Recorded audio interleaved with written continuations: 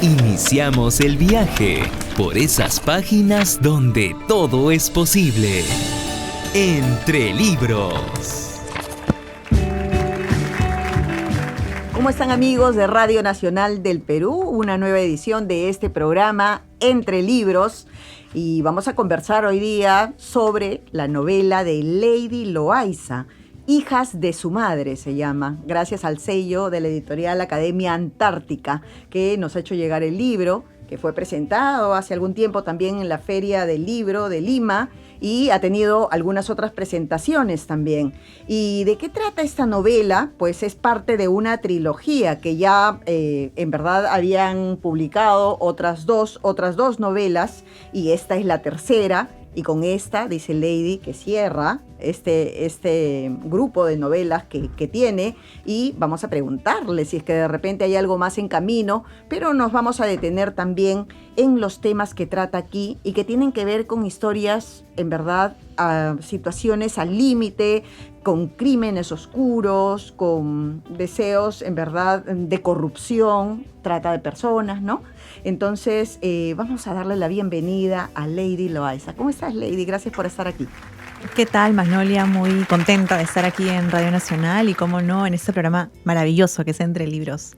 En estos días he visto en la noticia acerca de un problema que tuvo una mujer con el novio era el policía, ¿no? El policía se ha suicidado y este tipo de casos en verdad los vemos casi a diario en las noticias. Y ¿por eso te motiva a escribir Hijas de su madre o cuál es la motivación principal que tienes para escribir estas novelas? Sí, de hecho, tiene mucho que ver con el Perú de estos últimos 10 años, ¿no? Con los casos de feminicidio, con los casos de violencia, tanto en el aspecto femenino como también la violencia política, ¿no? El hecho de ejercer un perfil psicológico tan macabro de los extorsionadores, de aquellas personas que raptan mujeres, que las violan, que las asesinan. Entonces, toda esa criminalidad, pues es un universo creativo y es como que la vida en ficción se cuenta por partes, ¿no? Y todas esas partes se unen como rompecabezas porque en el fondo, pues, el Perú no deja de ser una novela negra y no ha dejado de serlo todos estos años. Y cuando lees, en verdad, Hijas de su madre, se te hace un nudo en la garganta por los casos que hay aquí. Y además ese sufrimiento que tienen estas madres de no ver ni siquiera a sus hijas, muchas de ellas inclusive dicen, prefiero aunque sea verla enterrado antes que no encontrar sus cuerpos, ¿no? Y sobre esa trama es que gira esta novela. ¿Y qué tiene Hijas de su madre de los dos anteriores novelas que son Cuerpo de agua y Después de los muertos? Yo creo que el personaje principal, que es una periodista de investigación, Alma González, que es, digamos, la que transita estas tres novelas y que desentraña estos casos. Al principio hablamos de un conflicto social por el agua, el cuerpo de agua, luego en Después los muertos, casos de feminicidio, y ahora en Hijas de su madre, pues Alma se interna en la selva para mimetizarse con el dolor de estas madres, para buscar además la verdad en lo que es el narcotráfico y la lucha por la justicia, ¿no? Has hecho, o mejor dicho, tienes dos personajes importantes en esta novela. Una de ellas es Alma, la periodista que se enfrenta a todo para poder sacar a luz la verdad y rescatar a algunas mujeres. Pero Estela también es otro personaje. Las dos son aguerridas, ¿no?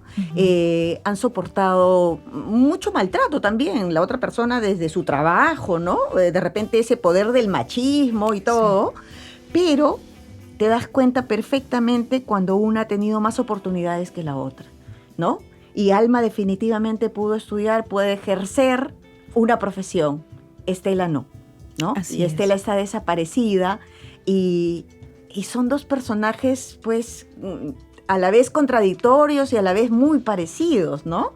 Y eso es lo que sucede mayormente en el día a día en nuestro país. Cuéntanos cómo nacen esos dos personajes. Sí, yo creo que es algo que está bastante marcado, Magnolia, porque de hecho hay muchas Estelas en nuestro país que no han logrado emanciparse, no han logrado ser y tener esa identidad fuerte, sólida de mujer que puede salir adelante y que muchas veces le han cortado las alas, ¿no? En algunos casos, Estela también se asemeja a Kilari, que en Cuerpo de agua es una hija de un dirigente comunal asesinado y que también termina termina siendo víctima muy joven de todas estas vejaciones, de todas estas injusticias sociales, y cuesta emanciparse, cuesta de hecho lograr también esa seguridad como mujer en un mundo donde es difícil ser mujer. Hay un libro que yo recuerdo mucho que es Ser mujer en el Perú, ¿no? Donde nos habla de tantas estadísticas y tantas cosas a las que nos enfrentamos, pero que difícilmente estas jovencitas, al no tener una universidad cerca, al no tener alguien que les pueda de alguna manera escuchar, sucumben ante estos vejámenes y es muy difícil que salgan vivas. Sin embargo, Estela deja un mensaje de alguna manera y como que también se revela a ese destino que le toca vivir. Van a buscar mundo, ¿no? ¿Y por qué? Porque la madre dice, pero si aquí lo tienes todo, ¿por qué quieres ir a buscar otro sitio? Es que no es suficiente. Un ser humano tiene que abrirse a nuevos caminos, ¿no es cierto? Y Estela lo quiso conseguir, y ahí, para poner un poco en contexto la novela, Estela pues es secuestrada prácticamente por unos personajes de la trata de personas, y son ellos quienes la esclavizan, porque eso es esclavitud en realidad, ¿no? Sí, claro. Y como también sucede en muchos casos, chicas que son engañadas porque les dicen que van a tener un mejor trabajo. Y me ha pasado entrevistar a estas madres en Ica, en muchos distritos, incluso en la selva peruana, donde cuentan cómo sus hijas han sido engañadas, ¿no? Por buscar un futuro mejor, un destino diferente, pero al final terminan prostituyéndose y no pueden escapar de esa realidad, ¿no? Inclusive menores de edad, ¿verdad? ¿Qué quieres decir con esta novela? ¿Quieres llamar la atención? ¿Buscas una reflexión? ¿Qué buscas para tus lectores? Bueno, yo creo que son temas que me obsesionan mucho, que son parte además del aprendizaje en el periodismo de investigación, parte de la vida misma. Es un poco narrar el Perú en ficción de estos últimos 15 años. Creo que se ha escrito mucho sobre la época del terrorismo en los años 80, pero también hay un Perú de ahora que nos está contando una historia y que de alguna manera es también buscar esa conexión con el lector y con las cosas que están sucediendo, y que son historias que de alguna manera quieren ser también escuchadas en otras voces, con otros personajes. Yo no recuerdo haber leído una periodista que sea protagonista en una novela negra. Hay muchos referentes hombres, son los detectives, son los policías, son los fiscales, pero en este caso me motivó mucho el crear un personaje mujer que sea quien se enfrente a todas estas situaciones. Inclusive anteriormente, en verdad, cuando ejercíamos, la mujer mayormente no querían que vayas a, de repente, comisiones muy arriesgadas, ¿no? Esas comisiones se las daban a los hombres. Estoy hablándote de los 90s también, ¿no? Pero en realidad ahora no. Ahora las mujeres también podemos abarcar todos esos ámbitos que antes eran un poco cerrados para nosotros. Ahora, hablando de Alma, retomando a Alma, Estela, a la madre que sufre y sabe perfectamente, dice, mi hija no se puede haber ido así, tendría que haberme avisado. ¿Cómo creas tus personajes? ¿Salen a raíz del trabajo periodístico? ¿Has observado? ¿Los ves en las noticias? ¿De qué? ¿De dónde nacen? Bueno, yo creo que es como mitad ficción, mitad realidad. Muchos de estos personajes se han cruzado conmigo en algún momento. Hemos cogido, digamos, un poco esa esencia que personifica a la gente que uno va conociendo, pero que también va uno ficcionando qué o cuál ha sido la reacción en algún momento de su vida, ¿no? Yo creo que hay muchos personajes, el caso de los fiscales, de los policías. Hay un general que también interactuó en la novela, y fue un general que yo conocí en Ica, ¿no? Que luego lo trasladaron al norte. Entonces sí puede ser que parta de una realidad, de todas esas características, conversaciones. Yo recuerdo que cuando era periodista pues tenía un cuarto lleno de expedientes fiscales, ¿no? Y conversaba con muchos fiscales off-rec, los grababa, tenía ahí sus audios, y todas esas conversaciones de alguna manera se convertían en voces para la narración, ¿no? Entonces ahí fueron creándose un poco de la realidad y del mito. Dices cuando fui periodista, pero creo que uno nunca deja de ser periodista. Nunca dejas. Ahora estoy en otra faceta, pero creo que siempre uno está con esas ganas de querer investigar y trasladar historias. ¿Es periodismo literatura o literatura periodismo? Creo que ambas cosas, ¿no? Tenemos muchos referentes de escritores que han sido periodistas y que han desempeñado las dos cosas, porque se alimenta una a otra, ¿no? Yo creo que si no hubiera sido por el periodismo, tendría otro tipo de esencia mi literatura. Aquí tienes un epígrafe de Magda Portal, una mujer súper fuerte, guerrera, que luchó hasta el final, y sí voy a leerlo. Dices, yo soy un mar porque no hubiera sido un río Un mar sin cauces, de verdes alegrías y de profundas soledades. Un mar abarcador de la vida y de la muerte, del que parten y al que confluyen todas las fuerzas de la vida. Sí, Magda es una tremenda mujer, ¿no? Yo creo que es también una inspiración para muchas, como tantas poetas, como Blanca Varela, como ahora Rosela Di Paolo. Creo que tenemos poetas muy fuertes y muy potentes que son voces que merecen la pena conocer también. Y mujeres que también vienen escribiendo así como tú, no necesariamente en novela negra, pero estas realidades hechas ficción, ¿no? Que tienen bastante de realidad. Cuando uno comienza a leer, dice, pero parece que lo he visto ayer en la noticia, ¿no? Nos gustaría que nos leas una parte, no sé qué parte te gustaría leer, unos parrafitos de algún capítulo de esta novela, Hijas de su madre. Venimos conversando con Lady Loaiza, que ha publicado otros 2 libros también, otras 2 novelas que pertenecen a esta trilogía, uno Cuerpo de agua y Después de los muertos. A ver, ¿qué nos vas a leer, Lady? Bueno, les voy a leer una parte de la página 25. No buscamos la muerte, pero siempre nos ronda como una idea circular que solo puede irse con la urgencia de afrontar el presente y dedicarle toda la cabeza a pensar cómo sobrevivir hasta el último minuto, que aún no le queda. Algunos no tan dignamente como Renzo. Cuando el filo del vidrio le cortó la garganta, él quería cortármela también. Lo hubiera gozado, pero ya no le daban las fuerzas. Se aplanó como una cucaracha. Pero así como ellas, cuando le cortas un brazo o una pierna, pueden seguir arrastrándose, pueden sobrevivir. Tienes que cortarle la cabeza, separarla de su cuerpo, desarmarla, que no quede nada. En esa fase la envuelves en una bolsa, la confinas al oscuro. Solo así se mueren. Solo así te aseguras que ninguna de sus partes te persiga. Crimen y pasión entrelazada en esta novela, me lo creo, Lady. Y sufro con cada párrafo, con cada página que he leído, porque lamentablemente lo estás diciendo y es la noticia que acabo de escuchar hace algunos días. Es bien duro, en verdad, bien fuerte el tema que tocas aquí, pero creo que no, como he hablado con otros autores, hay temas que no se pueden soslayar. Hay temas que tienen que estar y no hay que tapar el sol con un dedo porque existen, ¿no? No hacer vivir a nuestros hijos en una burbuja. Esto existe y hay que hacer algo para erradicarlo. No sé si desde la literatura, del periodismo, desde alguna parte, desde la academia, que también creo que se debería de hacer. Y bueno, esta novela en verdad nos lleva a un viaje súper interesante por la costa, por la selva y por varios lugares, ¿no? Y la manera de cómo es que se organizan para poder escapar, ¿no? No les voy a decir más porque si no, no lo van a leer y quiero que lo lean en verdad porque hay que ver este final que es bastante interesante en este libro. ¿Qué hay de Lady? ¿Qué hay de Lady en este libro?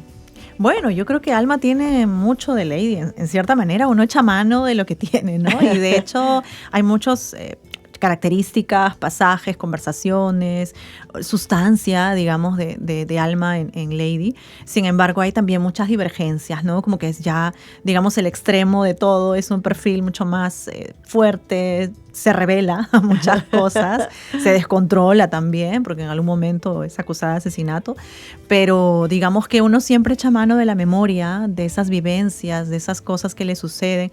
No hace mucho me escribían unas alumnas de un colegio que tienen el libro como plan lector. Ajá. Y me emocionaba mucho saber que les ha tocado, ¿no? Sí. Y sobre todo a las chicas jóvenes les ha tocado y como que de alguna manera quieren seguir la historia. Así que bueno, se viene una nueva novela, una nueva de la saga. Qué bueno. Y en verdad, además, qué interesante que muchos autores que vienen dicen que han compartido este libro o sus libros con alumnos de secundaria. Entonces, sí, eso es bonito también porque es una tarea que antes de repente no se hacía tanto, ¿no? Ahora sí, a veces cargamos nuestros libros y pues vamos a un colegio para que a ver si lo ponen en un plan lector y alguien lo lee y ve este mundo, que para ellos que viven en la burbuja de repente los pueden hacer reaccionar y ver que podemos trabajar para que esto cada vez vaya desapareciendo, ¿no? Sí. Alma que veré partir, dice. ¿No? Sí, es entonces muy interesante esa conexión con los lectores, incluso con los universitarios. También hace poco estuve en Chile, se habló mucho de literatura latinoamericana, estuvimos 2 autores de Perú y pude ver cómo también el trabajo académico contribuye a estos espacios, y es fabuloso porque permite diversificar la literatura del Perú en otros lugares del mundo. ¿En qué otros lugares lo has presentado y tienes proyectos de presentación para más adelante, de debate, en mesa o algo? Sí, hemos estado en Santiago de Chile, el Festival Santiago Negro. He estado también en Bogotá este año. Y bueno, el próximo año vamos a buscar nuevos destinos. Estamos también coordinando mucho con la academia, con las universidades. Roland Forgues, por ejemplo, de Francia, es un crítico y estudioso que le hizo un estudio de la trilogía, al cual estoy muy agradecida. Y de hecho, siempre el escritor también es el viajero, ¿no? El viajero constante que está conectándose con los públicos, con la interculturalidad, con las historias y con la esencia misma de la literatura. ¿Qué nombre nos dijiste que está haciendo el estudio de la trilogía? Roland Forgues. Forgues. Periodista francés. Él ha hecho el prólogo, ¿no? Sí, sí. Lo ha prologado, también. Así que perfecto. ¿Y cuándo vamos a poder tener el texto del estudio que ha hecho? Bueno, ¿O es interno? No, sí. Hace poco salió el libro Sinfonía Solar, que fue también una reunión de una serie de estudios de literatura peruana. ¿Dónde lo han presentado? Y eso fue en la Universidad Ricardo Palma, hace 2 años. Y espero que vaya encontrando nuevos caminos. También creo que hay un espacio que se abre para muchas autoras peruanas. He notado eso hace poco en la Feria del Libro, en los encuentros que hemos tenido en Casa de la Literatura. Y es importante porque de alguna manera se diversifica también el tipo de novela, ¿no? Yo no podría escribir solo de una familia, sino que me gusta abordar también estos universos creativos que tocan mucho la política de nuestro país, que tocan la realidad de nuestro país y transitar hacia otros, ¿no? Y aquí hay un personaje, ¿no? Hay un personaje de la política que se enreda un poco con Alma. Con Alma, y Alma lo cuenta, pero ¿no? Todo a detalle. Esa parte de repente apasionada, porque ella es un personaje apasionado, ¿no? Sí, súper. Sí. Explora su sexualidad, su forma de vida libertaria, de una forma como quizás muchas mujeres no lo dicen, ¿no? Y yo creo que en realidad pues es también eso, ¿no? El encontrarte con una sociedad que mucho critica a la mujer, pero la mujer también siente, también tiene sus propios problemas y también tiene obviamente sus propias satisfacciones. Una mujer de este siglo es Alma. Así que vamos a leer lo que dice Washington Delgado. En realidad es un epígrafe también, aparte del de Magda Portal, lo has considerado aquí, y dice: el tiempo, las palabras se deslizan sobre la tierra estéril. Las dóciles muchachas de la primavera han muerto y sus arrugas no son de lágrimas y amores. En el país de las mercaderías no es necesario amar. País de las mercaderías, ¿no? Es un poco duro eso, ¿no? Pero es lo que sucede también. Y lo que reflejas en esta novela, ¿no? Mujeres usadas como mercancía, ¿no? Para luego ser vendidas, definitivamente. ¿Quiénes son tus referentes literarios de la novela negra? He visto también, me parece que ha escrito Sumalabia acerca de este libro. Es más, está aquí en la portada, ¿no? Que dice: la novela negra peruana tiene a Lady Loaiza como una de sus representantes más destacadas. ¿Qué tal compromiso, Lady? Sí, Ricardo es un gran estudioso también de la novela, un gran maestro. Y en verdad creo que en Perú tenemos valiosos escritores, ¿no? Alonso Cueto, uno de ellos, el maestro Alonso. Al principio en Crónica, quien me gustaba mucho y obviamente era su forma de escribir también era Eloy Jauregui, ¿no? Y luego en narrativa, ya no está con nosotros, el querido Eloy. Y también se convirtió en un personaje, fíjate. Bueno, está por ahí. Y de hecho, pues en realidad en los referentes de novela, pues la estadounidense Thomas Harris, está Raymond Chandler, que es el padre de la literatura, Edgar Allan Poe, que es realmente el referente, creo, de Todos por Naturaleza, y me gusta mucho también el estilo que tiene Clarice Lispector, por ejemplo, María Luisa Bombal, que es una gran autora, tremenda autora. Y en realidad, pues creo que la poesía me ha dado muchos elementos, porque es también trabajar con el lenguaje, ¿no? Y en esa construcción estamos de poder compartir, leer poesía. Y como decía Osvaldo Reynoso, pues leer, escribir y vivir intensamente son las cosas que hay que hacer, ¿no? Claro. Y además, eso de vivir intensamente, en realidad lo que te da es la capacidad de observación. Porque si estás encerrado en 4 paredes, ¿qué escuchas? ¿Qué observas? No puedes, ¿no? ¿Y qué escribes luego? Porque no solo de las lecturas. Algunos dicen, bueno, escribo lo que he leído. No necesariamente, ¿no? Creo que hay ahí bastante observación, bastante trabajo en realidad, ¿no? ¿Desde cuándo te apasiona así la lectura? Ay, bueno, desde muy chica, creo. ¿Sí? Yo en realidad era una niña súper tímida, súper cohibida. Y me hacían bullying en el colegio. Entonces yo lo que hacía era encerrarme en la sala y mi padre pues viajaba mucho y traía siempre libros en lugar de muñecas. Entonces era como el ocio, el estar ahí conectada con los libros, y eso me llevaba a muchos viajes. Y luego empecé escribiendo diarios, ¿no? Mi madre me regalaba diarios y yo empezaba ahí a vengarme de todas mis compañeras, ¿no? Entonces contaba una serie de historias, muchas de ellas trágicas, otras cómicas. Obviamente nunca las voy a publicar, pero creo que era parte del ejercicio de la escritura y uno no se daba cuenta, hasta que luego ya en secundaria pues gané por ahí un concurso de poesía y dije, bueno, entonces algo tengo que hacer con esto, ¿no? Claro. Y empezó la historia. Hace poco hemos conversado con Carlos López de Gregori acerca de su cuaderno de debilidades, y él decía que las debilidades están ahí guardaditas, que van a salir algún día, y así se crea poesía en realidad, ¿no? Sí, claro. Van saliendo de esas debilidades que a veces no las creíamos tener, aflora, ¿no? Aflora y nace la poesía, y además tiene la palabra justa que justamente se necesita para la novela, ¿no? ¿Qué experiencia te ha impactado más en tu etapa de periodista? ¿Desde cuándo tú dices, me gusta el periodismo y todo, pero quiero escribir literatura?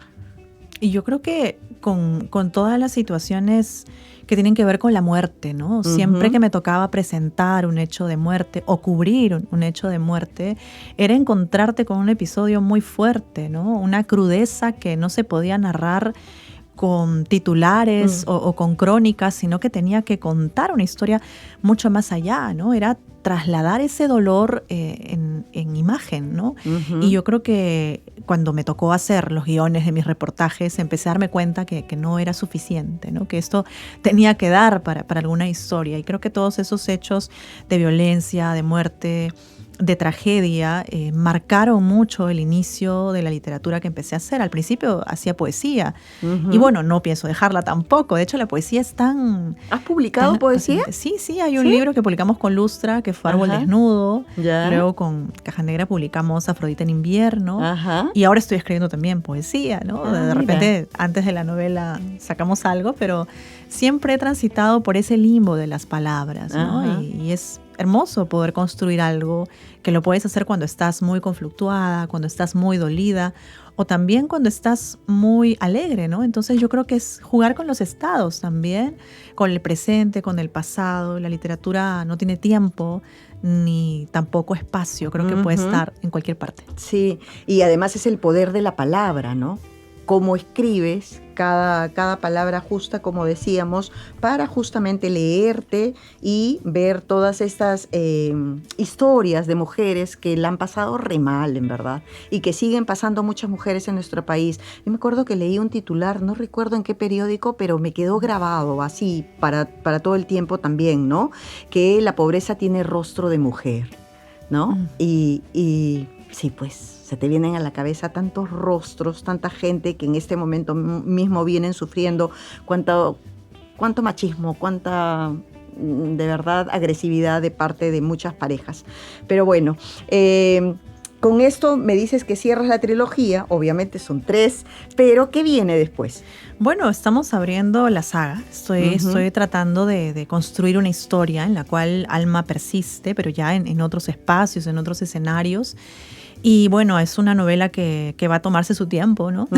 Como cada novela, pero espero poder construirla y también que nazcan nuevos personajes de este Perú de los últimos 15 años. Tal vez una novela un poco más cruda o quizás un poco más político, social, siempre un poco yéndome a esos campos que me apasionan. Y cómo no, pues también un poco vincular a los personajes que surgen, ¿no? de estas historias que uno conoce en el periodismo. ¿Ha sido fácil publicar para ti o has tenido tus percances? Bueno, al principio no. Yo creo que en estos 8 libros, los primeros era como una búsqueda, ¿no? Nadie te hacía caso, nadie te conocía, entonces era como que muy difícil. Yo me autopubliqué el primer libro con la universidad en la ciudad donde vivo. Y luego empezó la travesía, ¿no? Empezar también a hacer un poco de oficio, ¿no? Al hecho de conocer mundo, ¿no? Y poder también organizar una feria del libro en Ica, que es la que tenemos y organizamos cada abril.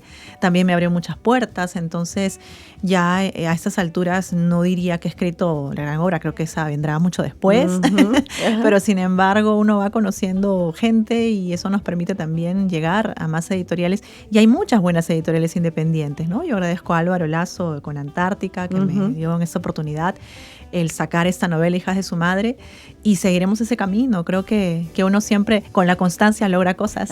¿Está ya en todas las librerías o todavía? Sí, está en todas las librerías de Lima, del Perú, y pueden encontrarlo en Crisol, El Virrey, Estruendo Mudo. Estupendo. Y en Busca Libre también para la virtualidad. Bueno, gracias Lady Loaiza por habernos acompañado en esta media hora con la novela Hijas de su Madre.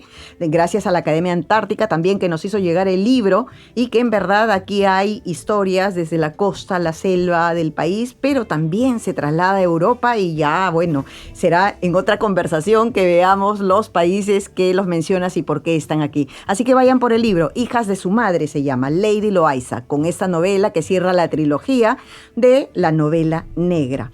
Gracias, amigos, nos conectamos en un ratito, no se vayan de ahí porque venimos con poesía.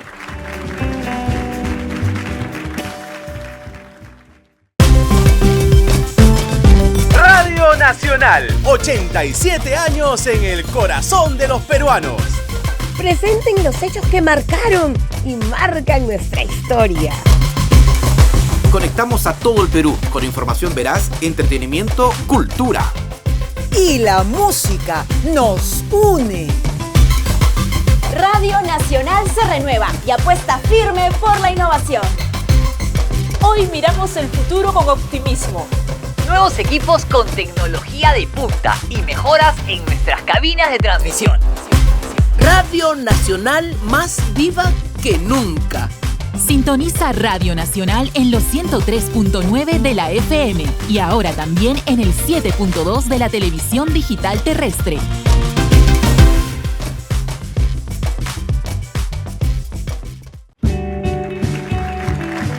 Amigos de Entre Libros, retornamos al programa. En la primera media hora hemos conversado con Lady Loaiza por su novela negra, Hijas de su Madre, que es parte de una trilogía. Ha conversado con nosotros toda esta media hora acerca de la trata de personas, la corrupción y temas que son bastante oscuros en verdad. Así que ahora, lo prometido, poesía. ¿Y con quién vamos a conversar? Con Milward Ubiyús y su poemario Serenata del Adiós. Amarilis Indiana Editores nos va a contar dónde queda esa editorial y vamos a hablar un poquito de él. Milward Ubiyús es de Huánuco, ha nacido en el 69, voy a delatar tu edad, y tiene, en realidad has participado en varios movimientos de poesía desde los 90, ¿no? Así que ahora nos vas a contar un poco eso y, como te decía, he leído el libro, aquí tengo separadas algunos poemas que lo vamos a leer y también te vamos a invitar a que lo leas. ¿Cómo estás, Milward? Bienvenido a Radio Nacional. Muchas gracias por la invitación, Magnolia. Muy complacido de estar en tu programa y de verdad que queremos contar un poco, ¿no?, de esta historia de nuestro aspecto literario. Este es un íntimo poemario de despedidas, en realidad es un canto al adiós. Y también nos dice qué cosa es la poesía a través de un poema que se llama justamente Poesía. Pero me gustaría hablar de esta editorial que es, o también de alguien que es de Huánuco en realidad, y cómo Huánuco ha estado en varios festivales últimamente. Los lectores cada vez están creciendo ahí el número de lectores de los libros. Entonces es un mundo bastante interesante en las regiones del Perú que leí un informe hace poco que decía que 7 de las regiones de nuestro país no tenían librerías para leer, pero qué bueno que tengan ellos acceso a través de los festivales, ¿no? Cuéntanos un poquito de cómo es que se teje esto en Huánuco. Sí, bueno, Huánuco tiene una larga tradición literaria. Es una de las regiones que desde hace muchos años ha tenido un fuerte movimiento literario, ¿no? Tanto de poesía como de la parte de verso, la parte también de la prosa, ¿no? La novela, el cuento. allá tenemos grandes representantes de la literatura peruana que incluso ya han tomado un carácter más globalizado, ¿no? Por ejemplo, está el gran poeta Samuel Kardich, ¿no? Que es uno de los más grandes representantes de la poesía huanuqueña y la poesía peruana, ¿no? Tenemos, pues, escritores de la talla de Andrés Cló, que falleció también y él fue premiado. Él falleció en la pandemia, lamentablemente. Un gran escritor. He visto publicaciones interesantes desde allá, es por eso mi pregunta, y qué bueno que la gente en Huánuco pueda tener todas estas oportunidades de tener una feria, de tener un festival del libro. ¿Continúa ese festival de Huánuco? Sí, lo hacen de manera anual, están en constante movimiento, hay varios movimientos literarios, tanto poéticos, ¿no?, como de prosa. Yo estoy en constante comunicación con ellos, ¿no? Hemos entrevistado hace poco también sobre el libro de Fernando Laguna, Infierno Artificial, con la editorial Rocinante, que es otra editorial también muy famosa allá, ¿no? Así es. Entonces, yo me animé a publicar con Marielis Indiana porque es el editor, es un amigo de muchos años, Eber Laos, que es un onuqueñista también reconocido, que trabaja mucho en esto, lo hace de mucho amor al arte, porque sus costos incluso están muy por debajo del mercado, promoviendo, ¿no?, el arte allá.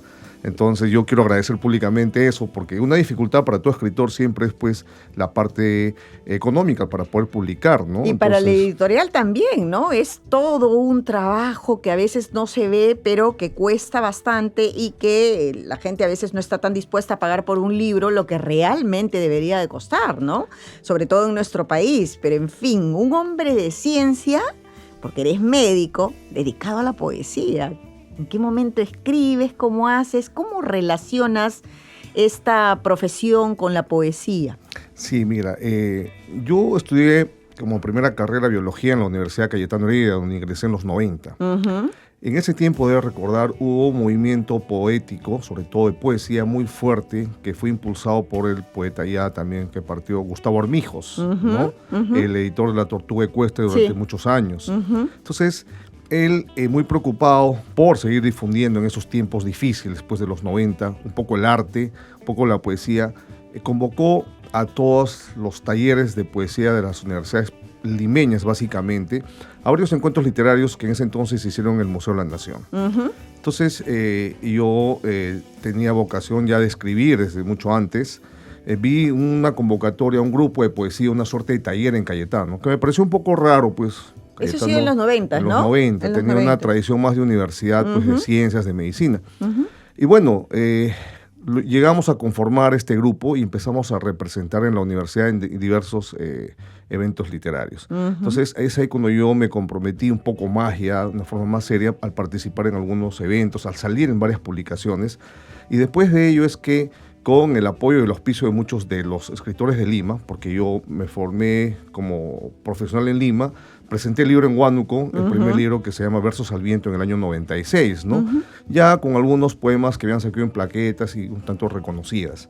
Entonces, digamos que esa fue una puerta de entrada con la que también me conocieron los amigos literatos de Huánuco, ¿no? Bueno, mi familia es de allá, y había hecho mi madre, vengo de una familia huanuqueña tradicional, conocida, entonces fue bastante auspicioso y muy amigable el encuentro con todo el grupo de escritores. Luego de ello, seguí estudiando ya medicina y me aparté un poco del ámbito literario, ¿no? Claro, más dedicado a la ciencia, exactamente. Sin embargo, escribíamos constantemente y se fueron guardando ahí en el tiempo los poemas, ¿no? Pero ¿cómo la ciencia te ayuda para escribir la poesía? ¿De alguna manera? ¿Se entrelaza? Sí, definitivamente las ciencias de la salud son carreras, me refiero a todas las que tienen que ver con medicina, los que tienen una atención directa con el paciente, hacen de que de por sí el profesional tenga una sensibilidad muy profunda, que generalmente se van perdiendo aparentemente con los años, debido pues ya a la continuidad del trato, como que uno normaliza algunas cosas, pero en el fondo la esencia de todo profesional sanitario, de todo médico, es una sensibilidad muy honda desde el punto de vista humano. Entonces, algunos lo siguen practicando y lo expresan en muchas formas de arte. De hecho, el Colegio Médico tiene todo un capítulo especial que trata de todas las formas del arte. Entonces, yo pienso que eso se ha seguido manteniendo, además de que algunas situaciones extremas, pues, nos sacan, ¿no? El enfrentamiento a situaciones duras sacan toda esa sensibilidad que algunos lo plasmamos a través de las letras, ¿no? De en diversas formas de la literatura, ¿no? ¿Y cuál es tu proceso literario, no? Porque un médico para bastante ocupado en sus tareas del día a día. ¿En qué momento escribes? Hay autores que dicen que a veces escriben en la mesa de la cocina antes de salir al trabajo. ¿Cómo es tu proceso? Cuéntanos. Yo estoy inspirado en medio del tráfico actualmente en Lima, ¿no? Porque mira. Tengo que transcurrir por la Javier Prado. Ajá, que está congestionada. De hecho, el próximo poemario que estamos preparando, hay temas muy relacionados a eso, temas muy vivenciales. Y esa es una suerte de tiempo en el que nos permite, pues, pensar un poco, discriminar y elucubrar cosas, ¿no? Que, bueno, ahora con la ayuda de la tecnología lo grabo, ¿no? Y después lo retomo y lo escribo, ¿no? Entonces, esa es una forma, por ejemplo, de aprovechar el tiempo, ¿no? Lo otro, pues, los fines de semana, algunas veces cuando tienes algo de ocio, y particularmente cuando se acude a eventos literarios a los cuales trato de ir siempre, y cuando me junto con amigos, básicamente que hacen literatura dentro de las artes, ¿no? ¿Tienes amigos así que hacen poesía y puedes conversar con ellos de ese tema? Exactamente, sí, tratamos de estar siempre en algunos eventos, ¿no? Entonces, y sobre todo con maestros reconocidos ya, ¿no? ¿Te reúnes todavía con estos chicos que en los 90 se escribía poesía? Con los 90 nos hemos perdido, la gente del taller de Cayetano están dispersos por el mundo. Me encontré con uno de ellos hace un tiempo. Hay otro que es un famoso médico, director de hospitales, un gran psiquiatra, Horacio Vargas, que sí era parte del taller, un abrazo a él. Nos comunicamos muy eventualmente a través de las redes, pero sé que él también sigue escribiendo y sé que está, pues, más dedicado a la parte profesional. Lo que pasa es que la medicina de por sí es muy demandante, ¿no? Entonces nos deja poco espacio, pero los que tenemos la vocación lo aprovechamos de la mejor claro, forma. ¿no? Siempre habrá espacio para escribir. Siempre. Te iba a preguntar qué es la poesía, pero mejor voy a leer este poema que se llama Poesía. Dice: querida poesía, compañera amada, amiga fiel, solo tú puedes entenderme completamente, solo tú me llenas totalmente. Soy el grato reflejo, no enantiomerizado de mi tú, apenas un destello imperceptible de tu energía, un poquito de ti, y me siento complacido y feliz porque a través de ti puedo ser yo. Soy tú, infinitesimalmente, y luego soy yo. Al ser tú, puedo llegar a mí a través de ti. A veces tú eres yo, pero no siempre yo puedo ser tú. Es diferente ser yo a través de mí mismo, sin pasar por ser tú a través de ti. Entonces yo sin ti no soy, pero tú eres tú, conmigo o sin mí. Y si no te hubieran inventado, igual siempre serías tú, por antonomasia, porque la vida es tu mejor poema y tú, Dios, eres poesía. Sí, bueno, en ese poema lo que yo trato de transmitir es un poco mi formación escolar. Yo estudié en un colegio de sacerdotes. Y que ¿acá en Lima? Estudié en Huánuco, con el colegio San Luis Gonzaga, ¿no? Sí, es un colegio patrocinado por el seminario San Teodoro. Estudié la primaria y la secundaria. Y hubo, pues, una fuerte influencia de ello, ¿no? Que fue tomada después en algunos estudios de filosofía, también a través de la universidad. Y también al hablar de enantiómeros, ¿no? Infinitesimales, cojo algunos aspectos también de ciencia. Entonces lo que trato ahí es un poco de juntar ambas cosas para terminar finalmente explicando que Dios es una poesía suprema, universal, ¿no? Entendiendo de que la poesía es eso, ¿no? Es una suerte de espacio en el cual puedes ser tú, ¿no? Pero que, sin embargo, si no tienes ese destello de energía que es la vida en sí y que viene de un ser superior, desde mi punto de vista, ¿no? De católico creyente, es que trato de juntarlo. Pienso una de las formas de arte más supremas, ¿no? Con el supremo creador de la existencia. Hablas del amor aquí, del tiempo, de la muerte, esa muerte que a veces las personas no necesariamente la tenemos en la mente, pensamos que somos eternos, ¿no? Entonces aquí en verdad nos hacen aterrizar un poquito respecto a ese tema. Voy a leer primero Serenata del Adiós, este pedacito que hay de Gerard de Nerval, para luego nos puedas leer una poesía, ¿te parece? Claro, encantado. Dice, en noches sepulcrales, tú que me consolaste, el pausílipo dame.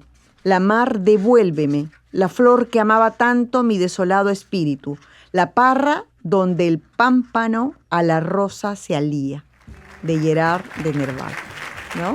Y con esto le podemos dar pase a algún poema que quieras leer. Sí, definitivamente quiero leer aquí este poema que se llama Días de Penumbra, que es un poema muy querido que fue escrito el año 96, a pocos meses de que falleció mi abuela y a quien le dedico este poema. Y este poema dice así, ¿no? Y llegó el día, aquel que nunca vendría, y con él vino la muerte. No se sintieron aires funestos con olor a partida, no se tocaron canciones tristes, no hubo lluvia de despedida, ni la oropéndola lloró aquel amanecer. Las horas no se desesperaron, la tarde era serena, el cielo no era gris. Las mariposas jugaban en el jardín y radiante el sol caía en el pacay. Nada predecía que aquel día era el día que nunca vendría. Y con él vino la muerte, a expirar su manto fúnebre y vestir de duelo al hogar, a dejar un vacío eterno en los corazones inconsolables y en las mentes desoladas de la familia, arrancando lágrimas hondas y regando sufrimientos, a cubrir el alma con la amargura del adiós, a recordarnos que también es parte de la vida, aquel día que nunca vendría. Y se fue aquel día. Su alma extendió sus alas y partió a la eternidad. Solo el llanto de las campanas de la iglesia del barrio, cayendo sobre el ataúd, hacían entender al adormecido ser que aquel día era el día que nunca vendría. Nos has regalado la lectura de uno de tus poemas y aquí hay varios, están Andes, yo he separado ese, por ejemplo, Pétalos de Tristeza, Somos Viajeros, entre otros poemas que tenemos aquí. ¿Y cómo escogiste estos poemas o eran todos los que tenían justo para esta publicación o han quedado ahí algunos en la sombra? Serenata del Adiós es una recopilación de poemas escritos en los últimos 25 años, hasta un poco más, ¿no? Eran cosas que se han ido acumulando en el tiempo y de ellos yo ya había preparado el manuscrito hace algún tiempo con la esperanza de publicarlos algún día. ¿Ya? ¿Hace algún tiempo? ¿Cuánto tiempo? Estamos hablando más o menos unas 2 décadas. ¿Ya? Hasta que hace ya 1 año y medio yo me mudé de casa y entonces mi sobrina me ayudó a ordenar el estante, ¿no?, de los libros, y es ahí cuando ella encuentra, Alexa encuentra un folder con manuscritos, incluso algunos poemas escritos a máquina, todavía ni siquiera a computadora. Los lee y le pareció algo hermoso y me dice, ¿por qué no lo publicas? Yo le digo, hija, es que no tengo tiempo, estoy con esto hace mucho, tengo que transcribirlos y bueno, eso me lleva pues una dedicación. Ella muy gentilmente me dijo, yo lo hago. Yo lo escribo, y si lo escribo, lo publicas. Te tomo la palabra. En 1 mes aproximadamente tenía el texto listo ya para corregirlo y luego enviarlo a la imprenta. No fue que tú lo encontraste de nuevo y dijiste voy a publicar, me gustaría publicar esto, sino que encontró tu sobrina. Mi sobrina fue quien me ayudó porque lo tenía ahí postergado y decía en algún momento, ¿no? Hasta que, digamos, esto fue pues la situación que... Ya. ¿Y estaban todos los poemas escritos durante ese tiempo o quedó alguno? Han quedado algunos. Ya. Han quedado algunos que todavía están por trabajarse también, ¿no? Para el próximo libro. Una nueva publicación. Tengo el compromiso hecho ya con gente muy, muy querida, con poetas que me ayudaron y que me ayudaron a presentar el libro incluso acá. Entonces, ¿dónde lo presentaste? El libro lo presentamos en Huánuco, fue ya a fines del año pasado. Lo presentó Samuel Carris precisamente con Andrés Jara Maye, los reconocidos poetas huánuqueños que incluso Andrés me hizo el prólogo. Y acá en Lima lo presentamos el 12 de abril en el auditorio de la Universidad Cayetano Heredia, ¿no? Y estuvo Cromwell Jara, ¿no? Con Bernardo Álvarez, ¿no? Ellos dos presentaron el libro acá. Ya. Entonces, es más, Bernardo Álvarez me ha dado la gran satisfacción, ¿no? Y merecido de repente de considerarme en su antología, ¿no? Está ahí también considerado un análisis de Serenata del Adiós, ¿no? ¿Qué más viene para Serenata del Adiós? ¿Qué proyectos tienes con este mismo libro, aparte de los que vas a publicar más adelante? Serenata del Adiós es un libro que me gustaría difundirlo más. De hecho, estoy trabajando ya una puesta en marcha de publicidad, ¿no?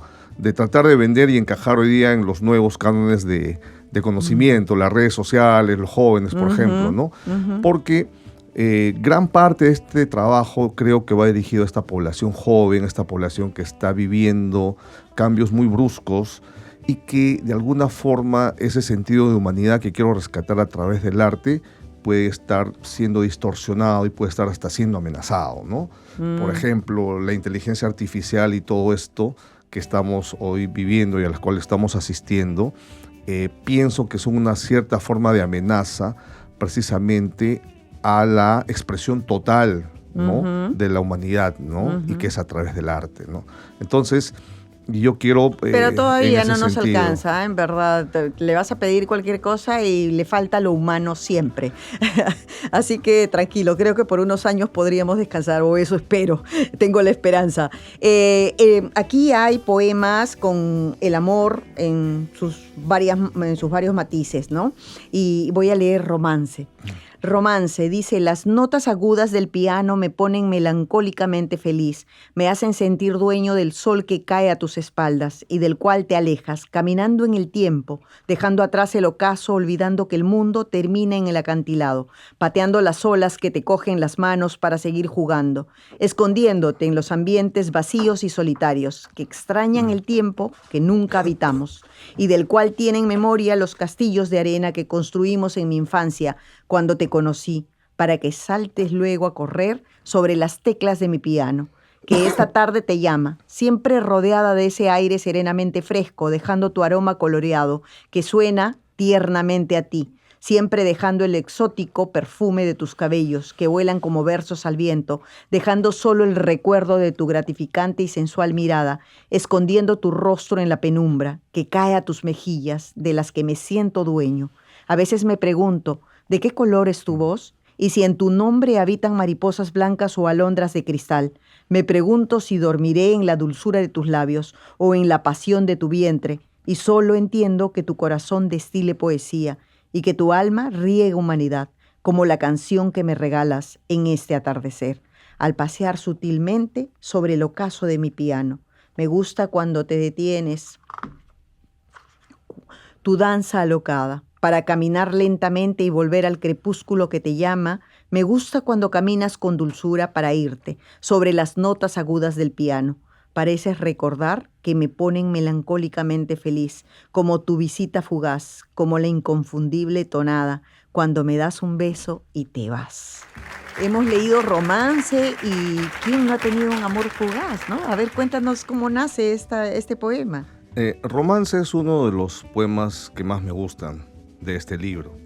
De hecho, esto tiene una historia que se remonta un poco a mis años de niño, cuando empecé a estudiar música. Yo estudié piano en la Escuela Regional Daniel Alomía Robles, que hoy es Universidad en Huánuco. Estudié desde que tenía 7 años, cuando mi madre me llevó a tocar ahí, a aprender. Entonces, aparte de esto, mi padre es de Chiclayo, de Pimentel. Y todos los veranos nos llevaba, recuerdo desde muy niño, a pasar allá con los abuelos y a jugar en el mar de Pimentel. Y es más, la última revisión de este poemario yo lo hago allá en el muelle, en la punta del muelle del mar de Pimentel, revisando ello. Y es ahí que conjugo muchas cosas y caminando por la playa, me acuerdo, evocamos esa sutileza de las notas agudas del piano que siempre me han parecido melancólicas. Y evoco algunos amores, algunas musas que habían pasado desde la juventud hasta ese tiempo.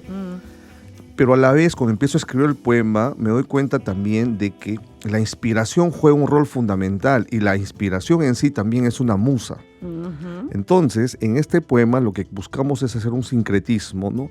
Entre esos amores fugaces que hablan, entre algunos amores un poco más duraderos, digamos, y entre la misma inspiración que juega una parte de coqueteo y romance también con el artista y con el poeta, porque la inspiración es así, viene, aparece, desaparece. Hay épocas en las que no te visita, hay otras en las que sí.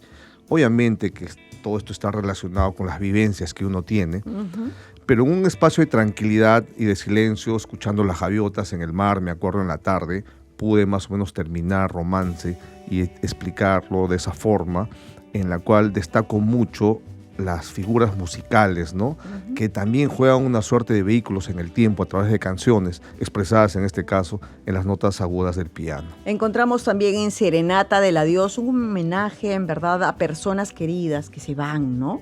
Hay uno aquí que nos gustaría que nos lea, Serenata del Adiós 2, que está en la página 65, que es a tu hermano del alma, pero me parece que es un amigo, ¿no? Sí, es un amigo. Es un amigo, Martín Calderón, con el que habíamos planeado presentar este libro y algunas veces cómo lo íbamos a hacer. Un amigo muy entrañable. Léenos Serenata del Adiós 2 antes de despedirnos. Dice, en la mesa innombrable yace tu cuerpo frío sin vida. Ni siquiera me diste tiempo de ser mi paciente para intentar que tu adiós sea lejano. No pude coger el escudo aprendido y defenderte de las garras filudas de la muerte. No me diste tiempo de ponerme mi armadura y vestirme de blanco para guerrear tu partida. Te fuiste impetuoso como siempre, sin darle oportunidad a la vida de verte enfermo y alicaído. Te fuiste dejando tu estela de lealtad y tu marca de amistad antes de la hora, como tu obstinada puntualidad. Quizá negociaste tu partida, cambiándola por juventud. Tal vez invertiste tu tiempo previo a tu llegada, y sabiendo que te irías antes, nos lo recordabas a veces y no te creíamos. En la noche fúnebre escuchamos tu selecta melodía. La noche fatal, bailamos, cantamos y reímos en tu partida. Esa era tu serenata, serenata del adiós. Esa era tu noche final. Y bebimos tu último tiempo y nunca vimos la sombra. Y bebimos tus últimas horas y nunca lo supimos. Y al final nos dejaste solo tu aroma, tu arco iris y tu aroma café, con sabor amargo y copioso triste llanto. Ese es Serenata del Adiós 2 y es el título también Serenata del Adiós de este poemario que nos ha traído hoy día Milward Urbius, gracias a la editorial Amarilis Indiana Editores. Así que, ¿dónde podemos conseguir la Serenata del Adiós? Bueno, Serenata del Adiós está en buscalibre.com, podemos encontrarlo por ahí. También tengo un WhatsApp, a través del mismo libro están los números, ¿no? ¿Podrías directamente. decirlo, por favor? Claro, es el 993-058-139. Las va a atender una persona que se encarga de la comercialización del libro, ¿no? ¿Lo repites? Sí, es el 993-058-139. Así es. Y finalmente, como digo, y a manera de corolario, así como la ciencia es un círculo virtuoso, ¿no? De crecimiento en busca del conocimiento, yo creo que el arte también es un círculo virtuoso que intenta explicar, ¿no? y a entender nuestra humanidad, ¿no?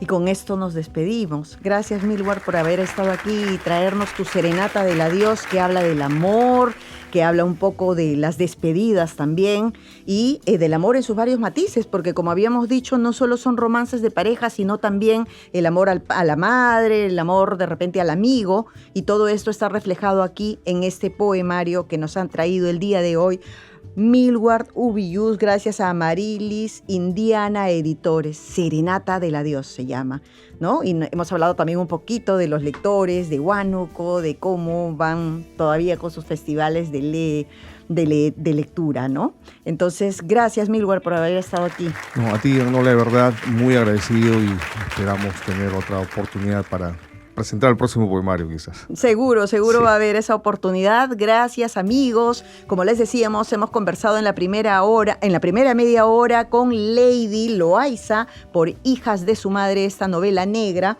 gracias a la Academia Antártica. Y en esta media hora hemos conversado con Milward Urbius, Serenata del Adiós, gracias a Amarilis Indiana Editores. Y con esto, amigos, nos despedimos.